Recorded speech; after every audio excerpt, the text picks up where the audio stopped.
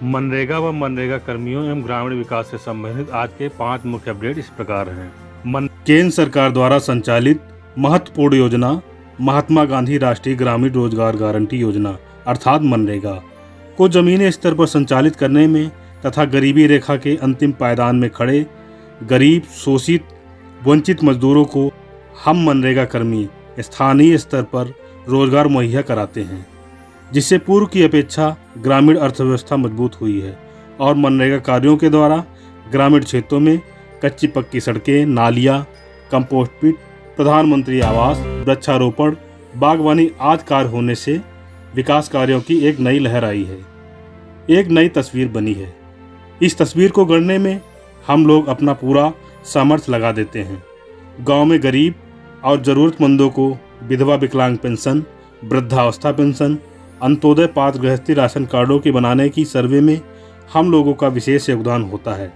ग्राम पंचायत स्तर पर हम लोग लगभग हर तरह का काम करते हैं। तमाम तरह की निर्वाचन ड्यूटियों में भी हम लोगों का विशेष योगदान रहता है। फिर भी हमारा मानदेय मात्र 6,000 रुपये ही है। उल्टे पंचायत स्तर पर उत्पीड़न झेलते हैं। इतने कम मेहनताने में ही हमें अपने परिवारों के भरण पोषण के साथ साथ अन्य खर्चे भी करने होते हैं, जबकि हम लगातार पिछले 14 वर्षों से अपना कार्य पूर्ण निष्ठा एवं ईमानदारी से करते हुए मानदेय बढ़ोतरी व अन्य मांगों के हजारों मांग पत्रों के माध्यम से मांग चुके हैं, परंतु किसी तानाशाह ने हमारी एक न सुनी। जिसकी जितनी भर्त्सना की जाए, निंदा की जाए, कम है।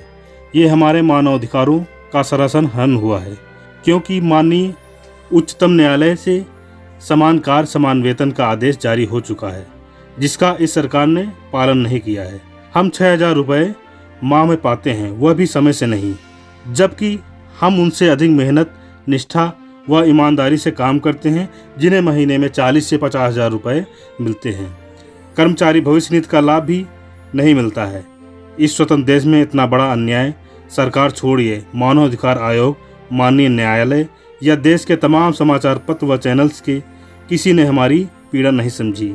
सबसे बड़ी हैरानी की बात यह है कि पिछले वर्ष जब देश में कोरोना महामारी ने कहर ढाया और सरकार ने लॉकडाउन लगाया, उस समय हमने अपनी जान की परवाह किए बिना मनरेगा द्वारा रिकॉर्ड कार्य कराया, जिससे गांव स्तर पर प्रदेश के लाखों अप्रवासी मजदूरों को रोजगार उपलब्ध कराया, जिससे पूरे देश की अर्थव्यवस्था चौपट होने के बावजूद ग्रामीण अर्थव्यवस्था में संतुलन कायम रखने की कोशिश हमारे द्वारा की गई। इसका जीता जागता उदाहरण और सबूत है कि पूरे देश में कोरोना काल में गरीब मजदूरों को रोजगार उपलब्ध कराने में उत्तर प्रदेश अव्वल नंबर पर रहा है। आला अधिकारी सैकड़ों पुरस्कार भी पाए हैं, परंतु हमें कुछ नहीं मिला। ना ही पुलिस विभाग, सफाई कर्मियों, स्वास्थ्य कर्मियों की भांति कोरोना योद्धा का दर्जा मिला, ना ही मानदेय 6,000 रुपये से 1 रुपये ज़्यादा बढ़ाया गया। इतना अन्याय, इतना अत्याचार, क्या हम ब्रिटिश हुकूमत में जी रहे हैं? ये बहुत ही शर्मनाक है। हमारे संवर्ग के सैकड़ों मनरेगा कर्मी चुनाव ड्यूटी व मनरेगा कार्य कराते हुए कोरोना से ग्रसित होकर मृत्यु को प्राप्त हुए हैं। उनके परिवारों को 1 रुपये का भी मुआवजा नहीं मिला। कितनी निर्दयी है ये सरकार।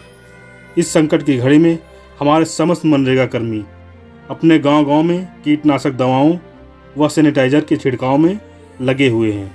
गांव में साफ सफाई के अभियान में लगातार ग्रामीणों को जागरूक कर रहे हैं। पूरे देश की भांति हम भी एक पाई को दुखी हैं। ऐसे में जब हमने इस बार उत्पीड़न, अत्याचार के खिलाफ संवैधानिक अधिकार के तहत कलमबंद हड़ताल करने का आह्वान किया, तो शासन ने तत्काल आदेश जारी कर हमें धमकाने का निंदनीय कृत्य किया है। मनरेगा का कार्य वैकल्पिक तरीके से कराने की साजिश की जा रही है। अरे तानाशाहों, जरा होश में आओ, और वक्त हमेशा आपका नहीं होगा। हम काम बंद नहीं करना चाहते हैं, हमें शौक नहीं है। हम भी चाहते हैं कि संकट की इस घड़ी में जनसेवा करें। हम समाज सेवा करते आए हैं, लेकिन हमारी मांगे भी तो पूरी करो। ज़्यादा नहीं मांग रहे हैं, बस रोजी रोटी की बढ़ोतरी की जायज़ मांग है हमारी। हमें भी सुरक्षित जीवन जीने का अधिकार है। हमें भी सामाजिक सुरक्षा पाने का अधिकार है। हमें भी सम्मानजनक मेहनताना पाने और उत्पीड़न के खिलाफ अपनी बात रखने का अधिकार है। हम बस इतना ही कहेंगे कि अगर आप जुल्म करके नहीं थक रहे हैं, तो हम समस्त मनरेगा कर्मी संघर्ष करके नहीं थकेंगे। हम जीतेंगे, हमें विश्वास है। जय हिंद, जय भारत, जय मनरेगा।